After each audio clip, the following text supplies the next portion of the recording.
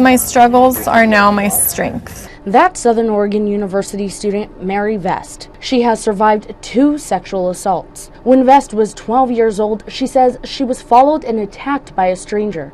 It wasn't until 10 years later when she finally told someone. It took me a really long time to kind of navigate why I was feeling the way I was feeling about that situation and why it felt so wrong and violated. At 19 years old, Vest says she was raped by someone she thought was her friend. People I knew at the time, when they found out what happened, would kind of shame me as well. Vest understands it's not easy to face your fears. I might just wake up the next morning or whenever and be like, that feels really gross, and not totally understand why. That's why she now works at the university's Women's Resource Center. As I learned more about sexual assault and what it can look like and what consent looks like, I started putting all these little puzzle pieces together and being oh my gosh, this is why. SOU confidential advocate Molly Harris points out society teaches us to always be careful, often leaving rape victims feeling confused. Carry pepper spray, that they should not walk alone, that they shouldn't drink. But she stresses it's not the victim's fault. That the only person who could have prevented the rape was the person who made